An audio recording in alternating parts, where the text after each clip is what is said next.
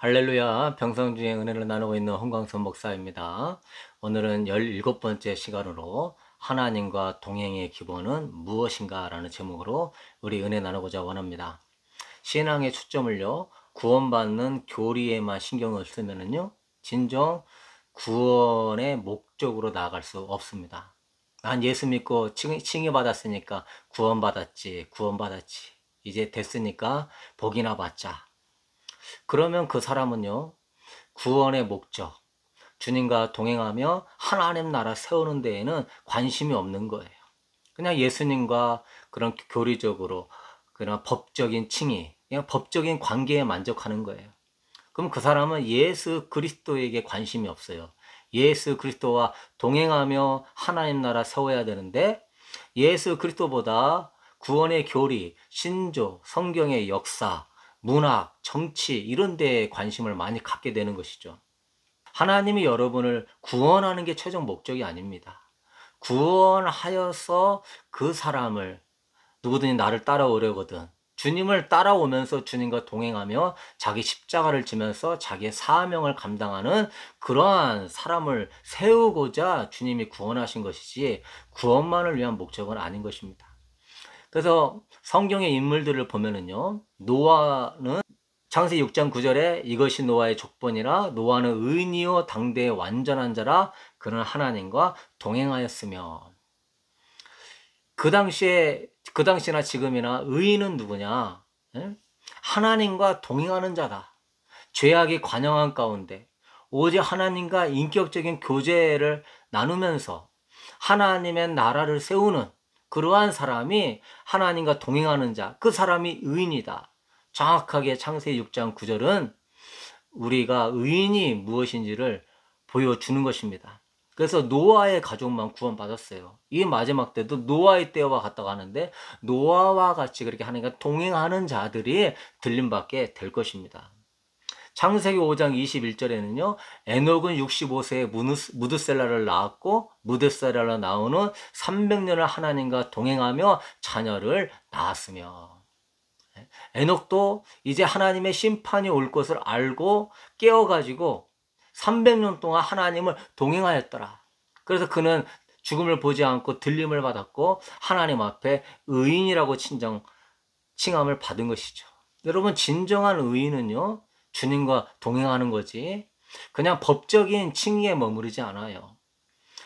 법적인 칭의를 넘어섰어. 여러분이 주님과 친밀한 영적인 칭의로 가야 될 줄로 믿습니다.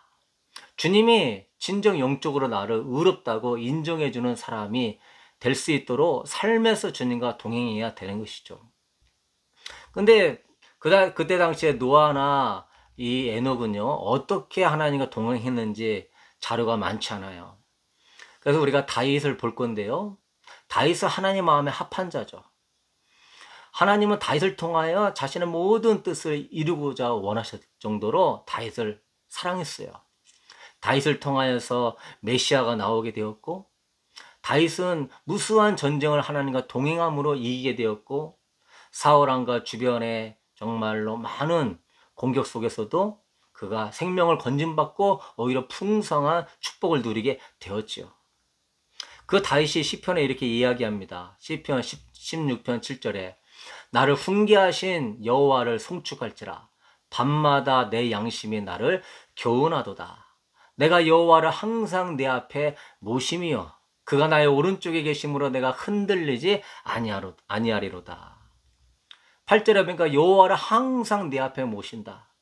오른쪽에 계셔서 흔들리지 아니하고 항상 하나님을 모신다. 나는 항상 하나님을 모시고 동행한다. 할렐루야. 그럴 수 있는 이유가 7절에 나와요. 뭐라고 이야기합니까? 7절에 나를 훈계하신 여호와를 성축할지라. 자신이 항상 하나님을 모시고 하나님과 동행하며 하나님 원하시는 길을 갈 수 있는 이유는 나를 훈계하신 여호와를 내가 성축하기 때문이다. 훈계라는 것은 하나님의 내적 인도하심을 의미하는 거예요. 하나님의 내적 인도하시는 그 훈계, 그것은 그 성령의 내적 조명인 것이죠. 성찰인 것이죠. 그런데 그 훈계가 어디서 이루어지는가 하면 바로 밤마다 내 양심의 나를 교훈하도다. 양심을 통하여서 하나님이 그에게 훈계하시면서 내적 조명을 주신다는 거예요. 그래서 다윗은 밤마다 하나님께 영감을 받는 거예요. 그러니까 하나님과 교제를 하면서 하나님이 양심을 통하여서 교훈을 주시고 훈계를 주시는 거예요. 그러니까 마음을 깨끗하게 하고 회개가 되고 바른 길로 가게 됨으로 말미암아 하나님과 동행하면서 그 많은 전쟁과 그 많은 어려움을 승리하며 복된 삶을 살게 되었던 것이죠. 여기에서 중요한 것이 그 양심에서 나오는 교훈이 자신을 하나님의 길로 동행하게 해준다는 것입니다. 여러분, 양심을 따라 정말 하나님을 섬기면 여러분의 영성이 다윗 닮아가는 거예요. 그게 바로 하나님과 동행하는 기본기입니다. 한번 생각해 보십시오. 가슴에 손을 얹고 양심에 손을 얹고 정말 여러분이 기도하며 열심히 원하는 그 일들이 하나님의 영광을 진짜 원하는 것인가? 아니면 그 영광은 2순위, 3순위이고 1순위는 나의 영광과 욕심은 아닌가? 양심이 그거를 정확하게 꺼리낌 없이 교훈을 해준다면은 여러분은 자신의 욕심과 자신의 타락한 자아와 자신의 연약함을 영적으로 분별하면서 바른 길을 갈 수 있는 거예요. 여러분, 양심이 여러분을 바른 길로 인도해 주는 거예요. 죄를 막아주는 거예요. 잘못된 영성을 막아주는 거예요. 잘못된 길을 하나님이 분별하게 해주는 거예요. 너무너무 중요한데, 그래서 꺼리낌이 없는 이런 순수하고 깨끗한 양심을 가지라고 사도 바울은 이야기합니다. 그래서 양심 관리만 잘해도 다 분별이 되는 거예요. 영적 싸움은 내 자신의 자아와의 싸움이기 때문에, 욕심과의 싸움이기 때문에, 외식으로 포장한 그러한 내 자아에 숨겨진 비밀과의 싸움이기 때문에. 그래서 하나님의 이 내적 음성이 양심을 통하여서 나에게 교훈을 줘야 되는데, 내가 양심에 화인맞고 내 양심이 마비되고, 그래서 양심이 제 기능을 하지 못하면 내가 외식적인 바리새인 같은 그런 그리스도인이 될 수 있다는 거예요. 양심의 기능이 마비된 사람이 어떻게 하나님의 내적 음성, 그 교훈을 들을 수 있겠어요? 잘 못 들리죠. 그러니까 순종이 안 되고 동행이 어려운 거예요. 요한복음 14장 21절에는 나의 계명을 지키는 자라야 나를 사랑하는 자니, 나를 사랑하는 자는 내 아버지께 사랑을 받을 것이요 나도 그를 사랑하여 그에게 나를 나타내리라. 하나님과 동행의 기본은 뭐냐? 하나님의 계명을 지키는 자라야 하나님을 사랑하는 자다. 그에게서 하나님의 사랑이 나타난다. 그래서 우리의 기본기는요, 양심을 통하여서 하나님의 그 뜻대로 순종하며 교훈을 받으며 나아가는 것입니다. 여러분, 이 양심은 인간 영혼의 가장 깊은 곳에서 말씀하시는 하나님의 음성이에요. 이 양심은 마음에 새긴 율법이에요. 로마서 2장 14절에 여러분, 양심은 헬라어로 시네이 데시스라고 하는데요, 문자적으로 함께 안다는 거예요. 영어로 컨사이언스, 컨 함께, 사이언스 안다, 함께 안다. 그러니까 내가 내 자아, 내 감정, 내 의지만 있는 것이 아니라 내 속에 또 다른 초월적인 것이 있다는 거예요. 그 양심이 함께 안다는 거예요. 그러니까 나의 모든 생각과 행동을 나만 아는 게 아니라 또 다른 내가 보고 모든 것을 함께 알고 있다는 거예요. 그래서 내가 착한 일을 하면 보람이 느껴져요. 막 뿌듯해요. 왜? 내 안에 함께 알고 있는 그 양심에서 하나님의 음성이 기쁨으로 나오는 거예요. 그러나 내가 죄를 짓고 그냥 모르는 척 하는데 내 마음 안에서는 심장이 쿵쾅쿵쾅 뛰면서 함께 알고 있다는 거예요. 그렇게 하면 안 된다고 책망을 주는 거예요. 이 양심은요, 제3자와 같은 거예요. 진실과 거짓을 구별해주는 나 외 또 다른 3자, 하나님의 음성인 것이죠. 이 마지막 때가 말세의 시대인 이유는 뭐냐면은 양심이 화인을 맞았기 때문에 그래요. 디모데전서 4장 1절에 그러나 성령이 밝히 말씀하시기를 후일에 어떤 사람들이 믿음에서 떠나서 미혹하는 영과 귀신의 가르침을 따르리라 하셨으니 자기 양심이 화인을 맞아서 외식함으로 거짓말하는 자들이라. 믿음에서 떠났다. 그러니까 영적으로 배교했다는 거거든요. 그 배교하는 그 영적인 이유가 뭐냐면은 미혹하는 영과 귀신의 가르침을 받았다는 거예요. 즉 귀신한테 거짓을 배워가지고 내 자아와 내 감정에 속아가지고 자기 양심이 화인 맞았다는 거예요. 자기 양심이 화인 맞은 자를 믿음에서 떠난 자라고 그래요. 그런 자를 배교하는 자라고 이야기해요. 그래서 양심이 내가 잘못된 행동을 하면 주변에 보는 사람이 없어도 나를 고발하고 가책을 줘야 돼요. 죄를 지었는데도 양심이 찔리지 않으면 이 화인 맞은 사람이에요. 그는 믿음에서 떠난 사람이 되는 거예요. 양심과 믿음은요, 동전의 양면과 같은 거예요. 믿음과 행함이 양면과 같듯이 디모데전서 1장 19절에 믿음과 착한 양심을 가져라. 어떤 이들은 이 양심을 버렸고 그 믿음에 관해서도 파선하였느니라. 정말 믿음의 사람은요, 양심을 따라 산다는 거예요. 그런데 양심의 가책을 잘 못 느끼면 미혹해하는 영 귀신의 가르침을 쫓거든요. 이런 사람은 선과 악을 판단하는 능력이 상실되고 악을 쉽게 집니다.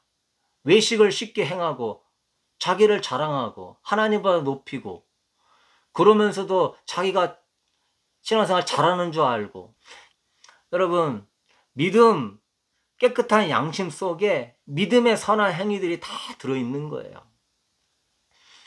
그래서 여러분, 우리는요, 이 믿음이라고 하는 그것이 씨앗이라면 양심이 정말로 꺼리낌이 없고 착한 양심, 선한 양심을 가지게 될 때 이 양심이 믿음의 어떤 씨앗들, 하나님 말씀에 들어올 때요, 그게 열매를 막 맺게 해주는 거예요. 그 양심이.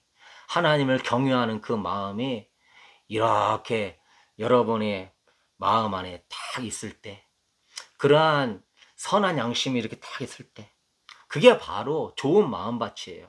거기에 믿음의 씨앗, 말씀의 씨앗이 들어가면은요, 많은 열매를 맺을 수 있는 거예요.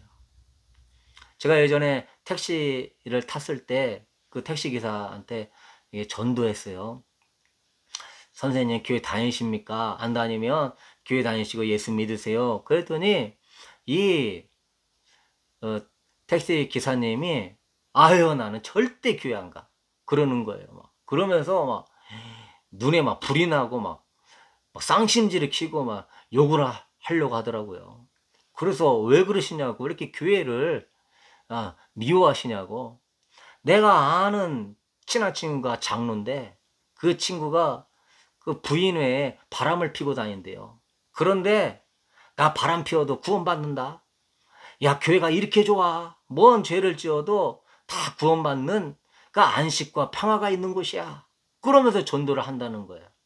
그래서 내가 이런 하나님을 믿을 바에는 안 믿고 만다 하고요, 교회 다니는 사람을 아주 싫어하더라고요. 이건 아주 끔찍하고 무서운 일이에요. 정말 지극히 작은 자란을 실족해 하거든 연자맷돌을 목에 걸고 정말 예수님은요, 바다에 빠져 죽으라고 그랬어요. 한 영혼을 그렇게 실족시키니까. 그 장로가, 그 직분자가 자신의 선한 양심을 따른다면 그렇게 행동할 수 없고 그런 말을 할 수가 없는 거예요. 그 사람은요, 그 믿음의 선한 양심의 그 비밀이 없는 사람인 거예요. 고린도전서 8장 12절에 이같이 너에게 형제에게 죄를 지어 그 약한 양심을 상하게 하는 것이 곧 그리스도에게 죄를 짓는 것이니라. 응? 죄가 십계명만 있는 게 아니에요. 약한 양심을 가진 사람들을 실족해 하는 것도 큰 죄가 되는 거예요. 근데 얼마나 많은 그리스도인이 가정에서 가정 구성원을 실족해 하고 교회에서 새신자들을 막 실족해 하고 막 승질 부리고 막 인사도 안 하고 막 짜증내고 새신자 실족하고 교회 안 나옵니다. 응? 교회에서도 그렇고 직장에서도 그렇고 믿는다고 하면서 공금횡령하고 회사 기물들 막 마음껏 쓰고 뭐 이렇게 자기가 그냥 임의대로 회사한테 더 많은 비용을 청구하고 술 먹고 담배 피고 그냥 욕하고 남 흉보고 그게 약한 양심을 상하게 하는 거예요. 엄청 큰 죄가 되는 거예요. 특히 이런 명절날 이게 모임을 가졌을 때 그리스도인으로서 본이 되지는 못하고 그냥 나는 영적이다 하면서 제사 지낸다고 뭐 한다고 그 사람들도 다 조상을 섬기는 마음으로 선한 의도로 하는 거예요. 그 양심을 상하지 않도록 이해해주고 나도 뭐 제사 음식을 만들거나 절을 하지는 못하지만 최대한 그분 가족들에게 사랑을 보여주고 섬김을 보여주고 또 가족 구성원으로서의 책임감을 가져야죠. 그러니까 끔찍하고 무서운 일들이 일어나요. 주님이 예전에 기도할 때요. 제가 이제 영성이 충만할 때 기도하면 교회를 이렇게 보여줬어요. 그러니까 어느 교회는 강단에 뿔이 나가지고 강단에서 말씀이 선포될 때마다 성도들과 주일학생들이 막 찔림을 당하는 거예요. 얼마나 성도들을 정죄하고 미워하고 막 무시하고 자기만을 위하는 말씀 아닌 말씀을 선포하는지 엄청난 하나님의 책망을 받을 것입니다. 어떤 이는 나무로 표현하는데 나무가 가시나무예요. 그 사람한테만 가면 막 찔려. 약한 양심을 상하게 하는 거예요. 주님은 형제에게 노하는 자마다 공회에 잡힌다고 그랬어요. 여러분, 그래서 우리는 이 양심적인 믿음을 회복하셔야 돼요. 그것이 하나님과 동행하는 길이에요. 우리 마음속에 양심은 존재하면서 우리를 바른 삶으로 인도해주는 나침판이에요. 자신의 행위를 양심에 비추어 보면서 타락한 양심이 아니라 말씀에 입각한 양심에 비춰보면서 이게 옳은 믿음인지 그릇된 믿음인지 스스로 판단해 보세요. 그래서 여러분이 양심적으로 주님을 섬기세요. 양심을 걸고 정말 내가 주님께 은혜와 사랑을 참 많이 받았는데 이렇게 행동하면 주님이 기뻐하실까? 사도 바울은 하나님께 큰 은혜를 받고 또한 사도 바울은 나의 나된 것을 주님의 은혜라고 고백하면서 이렇게 은혜를 많이 받은 내가 어떻게 나만을 위해 살 수 있냐? 하나님을 위해 살고 누군가 나에게 복음을 전해주었으면 나도 남한테 복음을 전해줘야지 나만 알고 있으면 되겠냐? 양심적으로 하나님 사랑받았으면 하나님 위해 살아야지. 복음을 들었으면 나도 복음을 전해야지. 그래서 헬라인이나 야만이나 유대인에게 자신은 빚진 자라고 하면서 양심적으로 하나님과 영혼들을 사랑하며 섬겼습니다. 여러분이 정말 하나님의 은혜와 사랑을 받은 그러한 그리스도인이라면 양심적으로 그러면 나도 하나님을 더 사랑하려 하고 하나님의 은혜에 보답하려 하고 하나님 뜻대로 살려고 해야 되겠죠. 양심이 있다면 하루 종일 어떻게 나만을 위해 살겠어요? 양심이 있다면 어떻게 주님이 주신 복을 자기가 잘나갖고 받은 복이라고 자랑할 수 있겠어요? 양심이 있다면 주님이 주신 물질의 11조를 감사해서 드려야 되는 것이죠. 양심이 있다면 내가 1만 달란트 죄를 용서받은 자인데 내게 100데나리온 빚진 자 당연히 받은 은혜가 크니 그 은혜에 따라 용서해야 되는 것이죠. 주님이 나 같은 죄인을 위하여서 십자가에 죽기까지 하셨는데 양심이 있다면 어떻게 똑같은 죄를 반복하면서 예수님을 십자가에 못 박을 수 있냐 이 말이에요. 양심이 있다면 하루 종일 세상에서 바쁘게 살았지만 저녁이라도 가서 주님께 기도하며 주님을 의지하고 주님의 나라를 위해 기도해야 되는 것이죠. 양심이 있다면 하루 종일 내가 세상을 즐거움을 추구하며 살았다면 정말 밤이라도 주님과 함께 교제하며 주님을 찾는 그러한 시간을 가져야 되는 것이죠. 이렇게 주님을 인격적으로 대하도록 양심을 우리를 이끌어줘요. 응? 네가 예배드리는 자로서 삶이 그렇게 돼야 된다고 네 가정에서 네 직장에서 네가 이렇게 행동하면 주님이 기뻐하시겠네야 양심은 나에게 말해주는 것이죠. 네가 헌금을 드려도 정성스럽게 준비해서 드려야지 다른 사람한테 뭐 돈을 주더라도 그냥 꾸겨서 지갑에서 그냥 바로 빼서 주면 좋아하겠냐. 양심은 우리에게 마음의 문을 노크하면서 우리에게 말씀하고 있는 거예요. 그게 바로 주님의 음성인 것이죠. 여러분, 하나님과도 양심적인 사랑을 하는 거예요. 내가 사랑받고 싶듯이 하나님은 얼마나 사랑받고 싶을까? 이 양심은 제3자 입장에서 나만을 생각해 주지 않아요. 하나님과 나 사이에서 내가 어떻게 해야 될지, 또 내가 어떤 존재인지를 알려주는 거예요. 그러니 나를 제대로 보게 해주는 것이죠. 네가 관심받고 싶듯이 하나님은 얼마나 관심받고 싶겠냐. 맨날 하나님이 날 찾아오는 게 아니라 네가 먼저 하나님을 찾아가야 되지 않냐. 그렇게 양심은 나에게 말을 해요.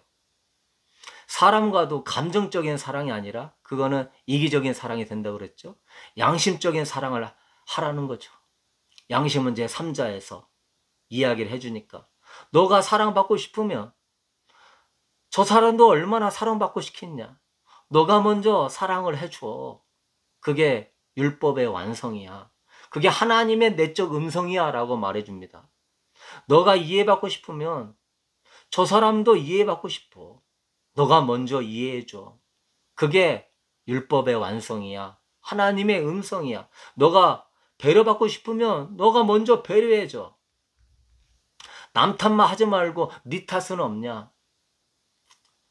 내 안의 양심은 정확하게 나를 보게 해주는 거예요. 양심은 지금 여러분 자신이 어떤 존재이고 또한 어떤 존재가 되어야 될 것을 말씀하고 있어요.